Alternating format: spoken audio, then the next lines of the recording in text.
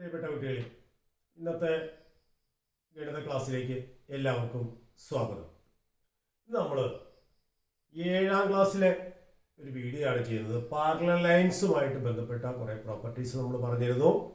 Parallel ലൈൻസുമായിട്ട് ബന്ധപ്പെട്ട രണ്ട് parallel ലൈൻസിനെ ഒരു ട്രാൻസ്വേഴ്സിൽ കട്ട് ചെയ്യുമ്പോൾ ഉണ്ടാകുന്ന 8 ആംഗിൾസ് ഉണ്ട്. അതിൽ 4 സ്മോൾ ആംഗിൾസും 4 ലാർജ് ആംഗിൾസും. ഈ സ്മോൾ ആംഗിൾസ് എല്ലാം ഈക്വൽ ആയിരിക്കും, ലാർജ് ആംഗിൾസ് എല്ലാം ഈക്വൽ ആയിരിക്കും. അതിനൊക്കെ ഓരോ പേര് നമ്മൾ കൊടുത്തിരുന്നു. Alternate angle equal, corresponding angles equal, cointerior angle supplementary എന്നൊക്കെ പറഞ്ഞു. അപ്പോൾ അതുമായിട്ട് ബന്ധപ്പെടുത്തിയ ഒരു പ്രോബ്ലം ആണ്. In the figure the pair of lines slanted to the left are parallel and pair of lines slanted to the right are parallel. Draw the figure. ഒരു figure തന്നിട്ടുണ്ട്. ഈ റൈറ്റിലേക്ക് സ്ലാൻഡ് ചെയ്തിരിക്കുന്ന ഈ 2 ലൈൻസും പാരലലാണ്, ലെഫ്റ്റിലേക്ക് സ്ലാൻഡ് ചെയ്തിരിക്കുന്ന ഈ 2 ലൈൻസും പാരലലാണ്. ഈ ഡിസ്റ്റൻസ് 2 സെന്റിമീറ്റർ ആണെന്നറിയാം, ഈ ആംഗിൾ 40 ഡിഗ്രി ആണെന്നറിയാം. നമ്മോട് പറഞ്ഞിരിക്കുന്നത് എന്താണ്? Draw this figure with the given measures. അപ്പോൾ നമുക്ക് ഇതിലറിയാവുന്ന എന്തൊക്കെയാണ്? ഈ 2 സെന്റിമീറ്റർ അകലെ 2 പോയിന്റ് മാർക്ക് ചെയ്യാം. ഇവിടെ 40 ഡിഗ്രി ആംഗിൾ വേണം, ഇതിന് പാരലായിട്ട് വേണം ഇത് വരയ്ക്കാൻ, ഇതിന് പാരലായിട്ട് വേണം ഇത് വരയ്ക്കാൻ. അപ്പോൾ നമുക്ക് എങ്ങനെ വരയ്ക്കാം? ഇത് 40 ആകുമ്പോൾ ഇത് 2 പാരലൽ ലൈൻസ് ആണ്, ഇത് ട്രാൻസ്വേഴ്സൽ ലൈൻ ആണ്.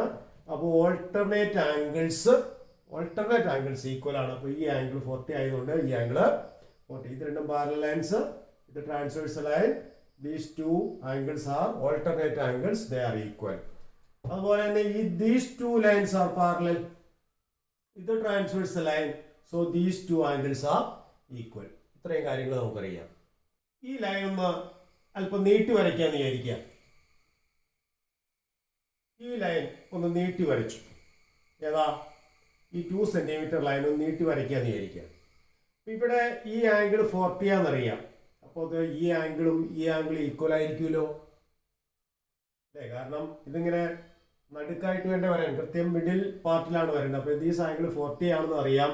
So these 2 angles will be equal and sum of these all angles is equal to 180 because angles on a straight line.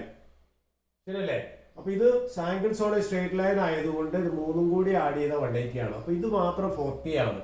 അപ്പോൾ 180 40 സബ്ട്രാക്ട് ചെയ്തിട്ട് ഹാഫ് വീതം എടുക്കുന്നതായിരിക്കും ഇത് രണ്ടും. അതായത് 180 - 40/2 ദാറ്റ് ഈസ് 140/2 ദാറ്റ് ഈസ് 70. അപ്പോൾ ഇത് 70 എന്ന് കിട്ടും, ഇത് 70 എന്ന് കിട്ടും. അതുപോലെ ഇങ്ങനെ വശത്ത് ഇത് 70 ആണ്, ഇത് 70 ആണ്. Same case. ഇത് 40 ആയതുകൊണ്ട് 180 40 സബ്ട്രാക്ട് ചെയ്തു. അതിന്റെ 180 40 സബ്ട്രാക്ട് ചെയ്തിട്ട് ഹാഫ് എടുത്തു. 180 - 40/2 that is 140/2 that is 70. This angle and 70 is this angle. അപ്പോൾ ഇനി ഇതെങ്ങനെ വരയ്ക്കാൻ നോക്കാം. നമുക്ക് ഈ ലൈൻ നീട്ടി വരയ്ക്കാം. അതിൽ 2 സെന്റിമീറ്റർ മാർക്ക് ചെയ്യാം. നമുക്ക് 70 ഡിഗ്രി ആംഗിളിൽ ഒരു ലൈൻ വരയ്ക്കാം. 70 ഡിഗ്രി ആംഗിളിൽ ഈ ലൈൻ വരയ്ക്കാം. അപ്പോൾ ഈ പോയിന്റ് കിട്ടും. കൂടാതെ ഇത് 40 ഡിഗ്രി ആണ്. അപ്പം പ്രൊട്രാക്റ്റോട് വെച്ചിട്ട് 40 ഡിഗ്രിയിൽ ഈ ലൈൻ വരയ്ക്കാം. അതുപോലെ പ്രൊട്രാക്റ്റോട് വെച്ചിട്ട് 40 ഡിഗ്രിയിൽ ഈ ലൈനും വരയ്ക്കാം. അപ്പോൾ റിക്വയർഡ് ഫിഗർ നമുക്ക് കിട്ടും. അപ്പോൾ നമുക്ക് എങ്ങനെ വരയ്ക്കാം? 2 സെന്റിമീറ്റർ ഡിസ്റ്റൻസിൽ പോയിന്റ് മാർക്ക് ചെയ്തിരിക്കുന്നു. ഇനി 70 ഡിഗ്രി ആംഗിളിൽ ഈ ലൈൻ വരച്ചു. കണ്ടോ? ഈ line is drawn with 70 degree angle.